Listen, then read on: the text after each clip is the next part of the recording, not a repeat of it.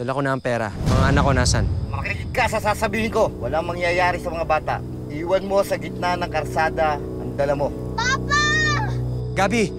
Frankie, huwag niyo sasaktan ng mga bata. Matuto ka sumunod. Paano mga anak ko? Maghintay ka lang.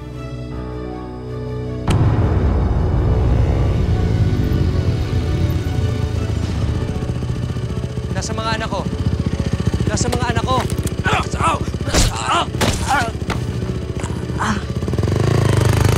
Gabi! Frankie! Ulila na sa mga magulang si Henry. At dahil laki sa hirap, pangarap niyang mabigyan ng mas magandang buhay ang sariling pamilya. Pero kahit anong kahit ang gawin niya bilang isang empleyado ng gobyerno, hindi pa rin magkasya ang kinikita niya. Ang nakita niyang solusyon, makipagsapalaran sa ibang bansa. At napadpad nga siya sa isang IT company sa Malaysia. Kaya nga ho ako nakikiusap, di ba? Kasi wala ho talaga akong pambabayad sa inyo. Nakikita niyo nga, wala na nga kami pati kuryente.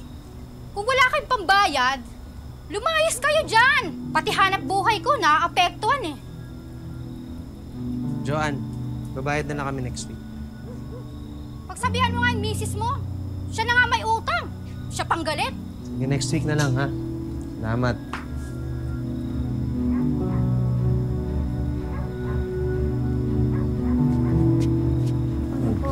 Ay. Mas nga. Saan ka ba nang galing? Kanina pa kami nag-iintay dito. Namumuti na yung mga mata namin sa gutom. Text ako sa'yo, di ba? Sabi ko gagabihin ako. Di sana nagluto ka na. Ay, nag-iwan ka ng pera? Wala, di ba? Ano lulutuin ko? Pinggan? Ito? Lulutuin ko?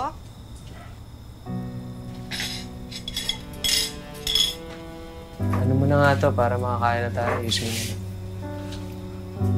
Kaya nga ako nag-overtime para meron na ako kitain na extra eh. Kailan ka ba magbibigay kasi ng pera para magkaroon na tayo ng kuryente? Hindi mo inisip mga anak mo. Susweldo na ako sa Makalawa. May mabibigay na ako, makakabayad na tayo. Alam mo, Henry, kung ganito na lang yung magiging kalbaryo ng buhay namin, pupunta na lang kami ng probinsya ng mga anak mo. Konti na lang. Pag ako nakalakad na ako papunta ng Malaysia, ayos na buhay natin. Mabibili ko na lahat ng gusto mo. Talaga? Oo, kaya wag mo na ako iwan. Alam mo naman na kayo lang kinakapitan ko eh. Hindi naman ako papayag na walang mangyayari sa buhay natin. Lahat gagawin ko. Gutom lang yan, mahal. Kumain na tayo. Yan na, may pagkain na ako. Sarap-sarap niya, no? Oo, dati sabi ko, ayusin mo na yung table eh. Ayusin mo yung table natin. Papakabait kayo, ha? Talagang mawawala ang papa. Huwag ka na umalis. Oo nga po, Papa. Dito na lang po kayo. Tatawag ako palagi na parang hindi rin ako malayo. Basta yung promise nyo sa akin, ha? Mag-aaral kayo mabuti, magpapakabait kayo. Promise. Promise. Cross my heart. Hope die. Bad luck. Double luck. Triple lang.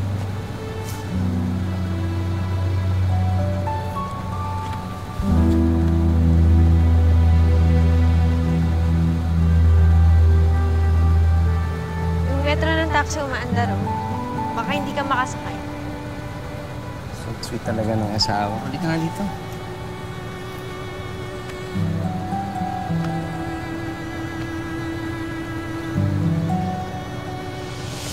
Mag-iingat. Bait kayo, ha?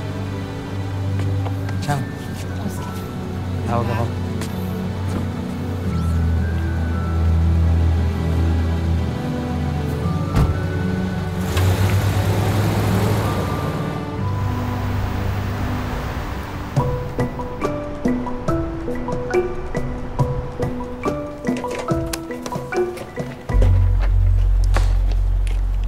Uy, bro, lunch na. Kumain na tayo.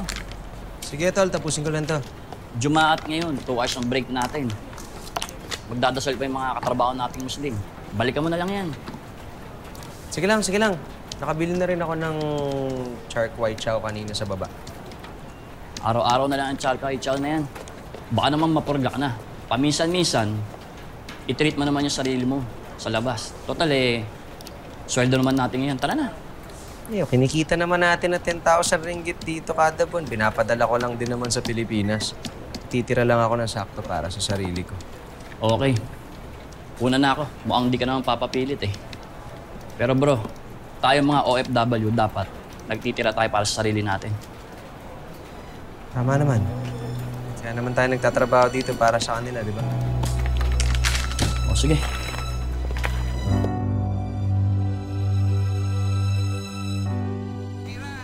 Meron akong good news sa'yo. Ano yan? Nakabili ako ng kotse. May sasakyan na tayo. Kotse? Oo, mahal. Kasi, ano lang 15,000 lang yung down payment, all in na. Siyempre, hindi ko na pinalagpas.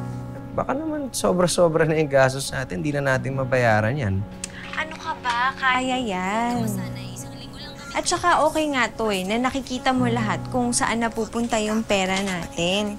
Tsaka magagamit naman natin yung kotse. Kung wari ikaw, pag umuwi ka dito, diba, pwede nating panghatid tsaka sundo sa'yo. Tapos yung mga bata, nako, ito lang pala.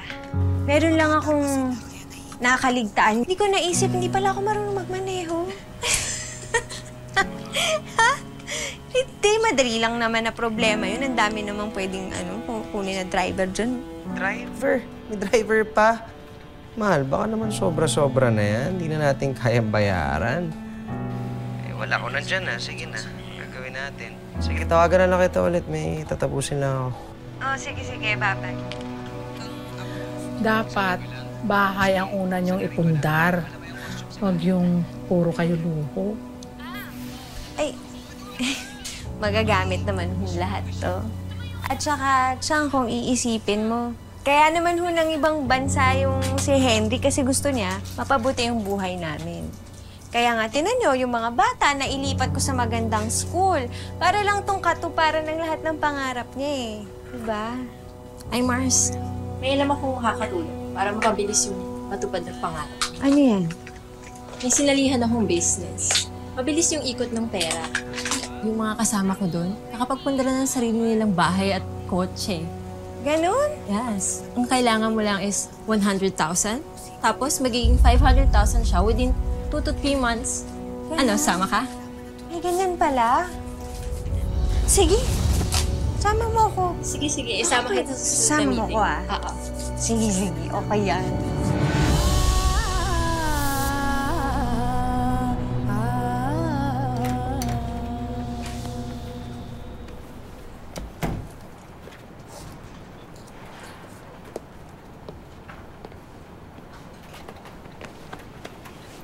Ano nangyari?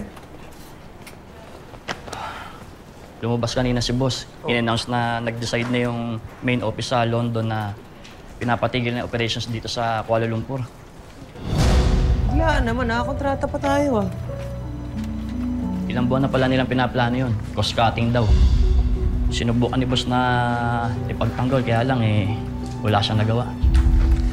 Meron naman tayong makukuha, kaya lang maliit. Nagtrabaho naman tayo na 1 taon Gagawin ko. Ikaw, anong plano mo? Uwi na lang siguro sa Pilipinas. Wala ganun talaga. Ikaw, Tol. Hindi ako pwede umuwi ng Pilipinas. Ako lang inaasahan ng pamilya ko. Kumuha pa ng sasakyan si Mrs. Anong gagawin ko? Alam mo, may mga kilala ako na tumatawid sa Singapore. Doon rumarakit. Bakit di mo kaya gawin yun?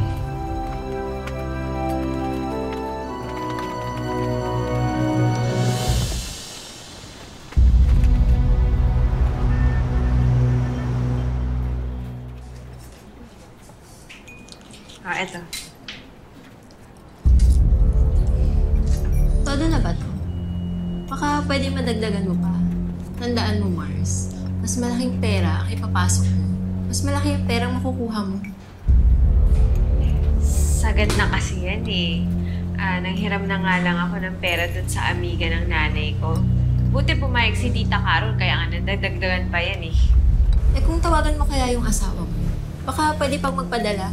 Sayang naman kasi, di ba? Opportunity knocks only once. Teka lang, try ko ha. Teka lang.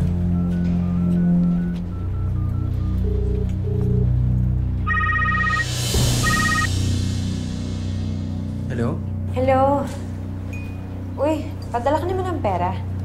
Padala na naman. Kakapadala ko lang ah. Eh, hindi syempre kasi kailangan ko ng pondo dun sa sinisimulan ko negosyo, di ba? Sige, papadala na lang ako pag break. Pero, Karen, may sasabihin ako sa'yo pero huwag kang magagalit ha. Teka lang, mamaya na lang tayo mag-usap pagkatapos ng meeting ko, ha? Oo, tawagan mo na lang ako ulit. Pero ipadala mo na yung pera, ha? Sige.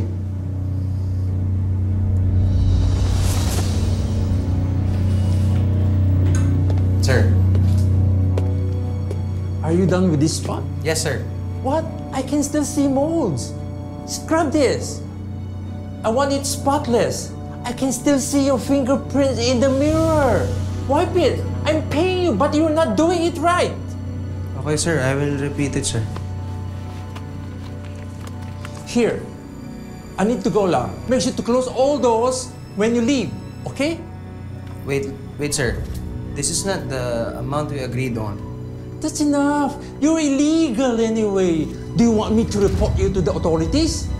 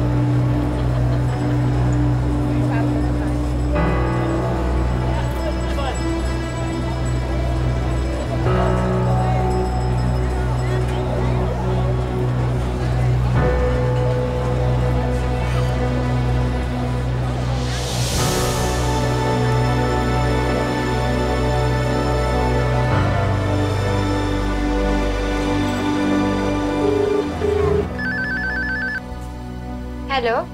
Hello, mahal. Kumusta kayo dyan? Sa mga bata, kumain na ba kayo? Ano, nagpa-deliver na nga lang kami ng pizza eh. Hindi na ako nakapagluto. Sana kasi, ang dami kong ka-meeting sa negosyo kanina. Sabi sa akin, kailangan daw. Marami akong ma-recruit para daw mas lalong lumaki yung kita. Sigurado ka ba dyan sa pinapasok mo? May kikitain ka ba talaga dyan? Alam mo, mahal, pag marami na akong kinita sa negosyo natin, hindi mo na kailangan magpagod dyan. Pwede ka na umuwi dito. Tapos magkakasama tayo ulit. Mahal, may sasabihin ako sa'yo, ha? Pero huwag kang magagalit. Tanggal ako sa trabaho, eh. Ano? Oh, paano yan? Ginagawa ko naman ng paraan, rumaraket-raket naman ako dito sa Singapore. Eh, makakahanap din naman ako ng regular bago pa matapos yung tourist visa ko. Eh, balitaan mo kami kung may lilipatan ka. Eh, hindi kasi pwedeng wala kang trabaho. Pakausap naman sa mga bata. Usapin daw kayo ng papa niyo. Pa, miss na miss ka na namin. Oo nga po, Papa. Kailan po ba kayo uuwi? Malapit na, anak. Malapit na. Nag-iipon na si Papa para may pasalubo ako mabibigay sa inyo. Ano bang gusto mo, anak? Ano gusto nyo? Hindi naman pasalubong gusto ko eh. Gusto ko, umuwi ka na. Miss ko na rin po yung paglaro natin, Papa. Miss ko na rin po yung pagdating niyo sa akin sa pagtulog. Malapit na, anak. Basta yung promise nyo sa akin, ha? Papakabait kayo, mag-aaral kayo na mabuti, ha? Opo. Sige na. I love you, anak. Love you too. Bye-bye.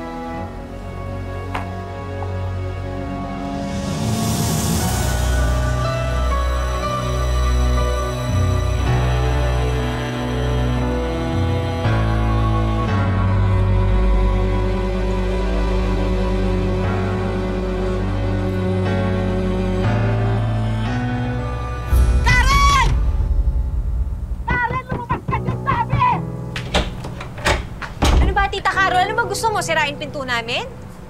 Hoy, ikaw ha? Pag hindi ka nagbayad sa akin, hindi lang yan ang sisirain ko. Pwede naman kasing pag-usapan kesa nagsaskandalo ka dito sa labas eh. Aba, hoy Karen, nakailang tawag at text kaya ako sa'yo, ha? Sumagot ka ba? Ni minsan? Hindi ba hindi? Eh, hindi ako sinasagot ng upline ko. Paano kita masasagot? Ang sabi mo noon, may makukuha kang kita sa ganitong petsa, sa ganyang petsa. Eh, anong petsa na tayo ngayon? Nga pa rin? Ha? Haba, baka naman malaki na ang kinikita mo at iniisahan mo na ako, ha? Tita, bakit taisahan? Naiisip ka ba? O sige, ganito na lang. Kung gusto mo, sa susunod na linggo, kung wala pa rin akong makukuhang returns, kahit ako na mismo yung mag-abono ng pera mo. Aba, dapat lang ha? Pera ang pinag-uusapan natin dito ha? Next week!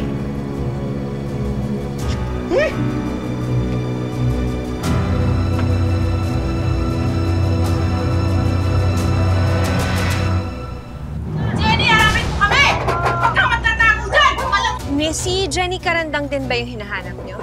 Oo, siya nga. Bakit? Alam mo ba kung nasan siya? Hindi, downline lang niya ako. Eh, ilang araw ko na siyang tinatawagan, di rin ako sinasagot eh. Kapal na mukha ng babae niya. Kanina pa nga kami dito, hindi niya kami nilalabas. Yung mga tawag at text namin, hindi niya sinasagot. Ang laki ng pera nilabas ko sa pinagmamalaki niyang networking eh. Wala pa rin kami return na natatanggap. Kapal na mukha ng babae niyan. Ang laki ng pagkakautang niya sa amin. Nako, kayo rin ba, mga naloko? Ano? Isang linggo na nga iba't ibang taong pabalik-balik dito, hinahanap yan si Jenny. Lahat, may atraso siya. Eh matagal na nga siyang hindi umuwi dito. Isang buwan na nga siyang hindi nagbabayad ng upa. Kung ako sa inyo, sa police station kay Mambulabog, hindi dito sa bahay ko. Raulo yung babae na yan. Laki yung napagkakautang sa amin. Kita sa akin. Masasaktan ko Mas talaga lalo siya. ho sa akin kasi milyon ho ang utang niya sa akin. Sir, I can be a really good asset to your company. I have 5 years experience in IT. Please consider this application, sir. I really need this job, sir, please. We call you if there's an opening, but right now, we're not hiring. Sorry. Okay, sir. Thank you very much.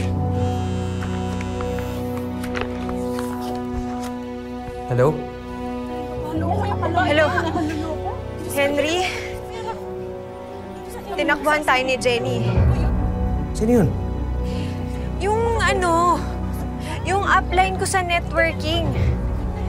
Sabi ko na sa'yo, scam yan eh. Hindi ko alam eh, kasi lahat ng pera natin binigay ko sa kanya. Nandito ako sa labas ng bahay niya. Ang dami-daming tao dito.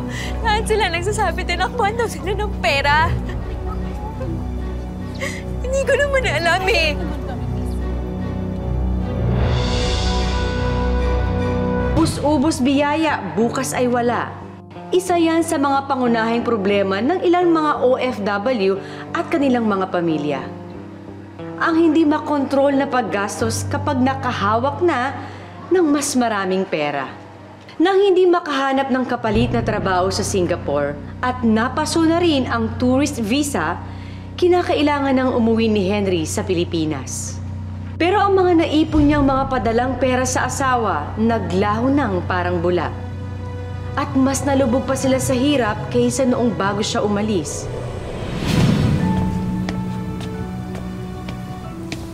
Ma'am, kayo po ba si Miss Karen Formosa? Bakit to? Ma'am, ilang buwan na rin po kasi kayo hindi nakakapaghulog ng sasakyan. Hindi naman din po kami nagkukulang ng paalala para maghulog po kayo.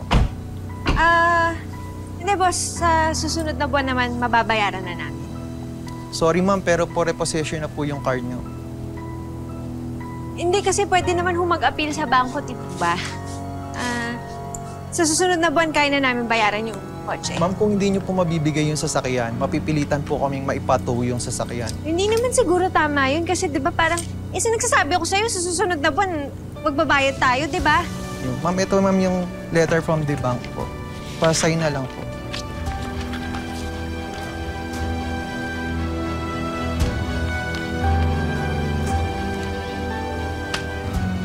Hindi yung kotse. Ayan na, sige na, kunin mo na yun.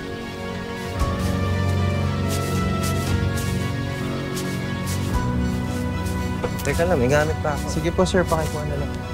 Ayusin mo na. Nagmamadali ka na ba?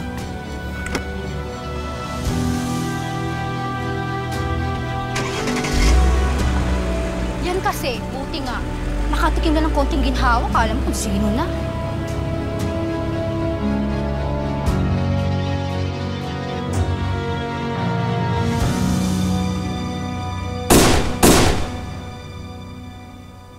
Baril yun ah. Saan galing?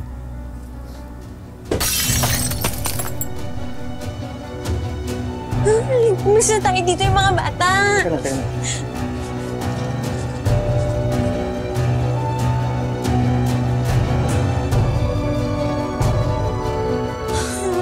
Bataan. Sandali na, kumalma ka lang. Pati mga bata matakot. Tayo. Walang mangyayaring masama sa atin. Karen.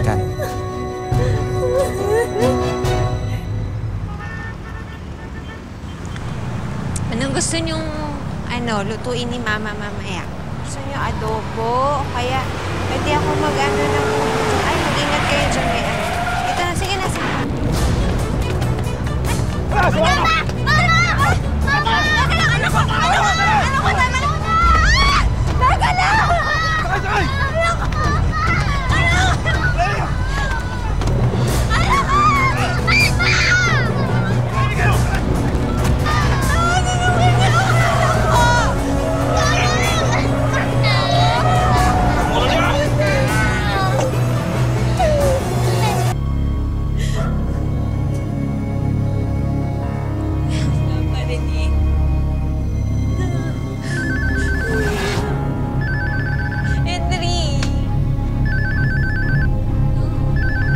Sagutin mo. Sagutin mo.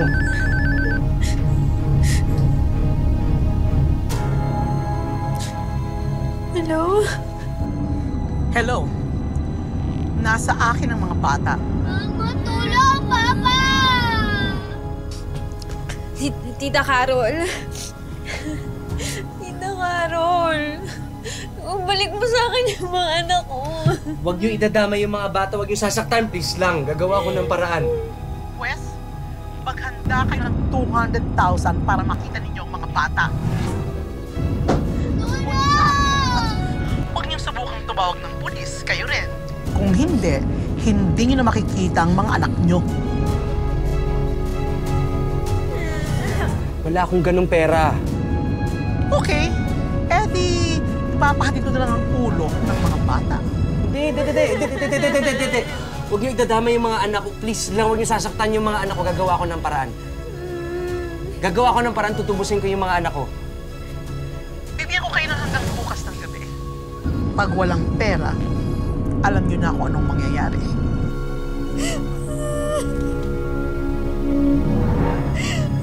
Wala yung pera na ganyan. Karen, Henry, ako, may pera. Sa insurance ko. Kunin niyo, gamitin niyo para masagip itong mga bata. Si Gabi at si Frankie, may pera. Dali! Henry!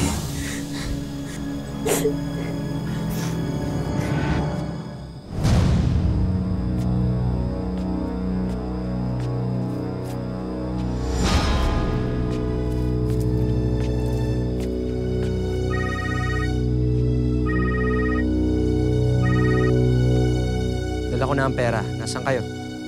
Mga anak ko, nasan? Makinig ka sa sasabihin ko. Walang mangyayari sa mga bata. Iwan mo sa gitna ng karsada ang dala mo. Gabi! Frankie, huwag niyo sasaktan ng mga bata.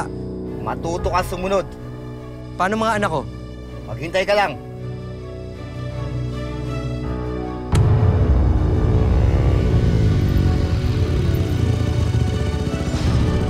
Nasa mga anak ko. Nasa mga anak ko.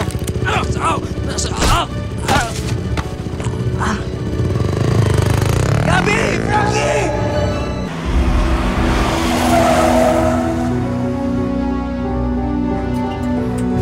Gabi! Frankie!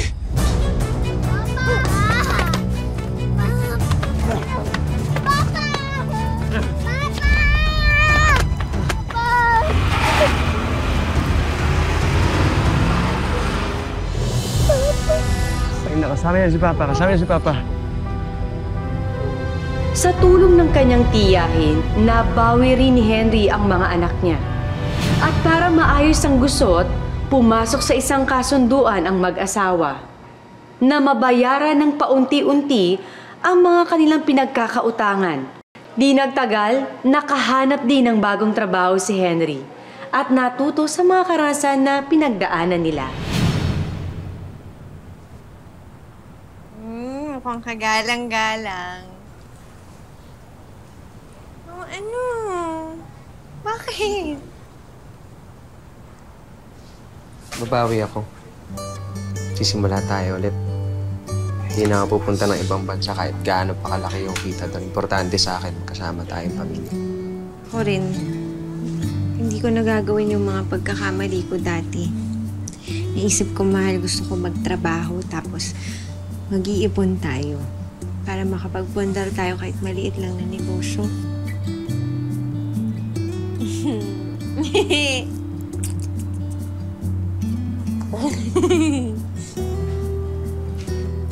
Oh.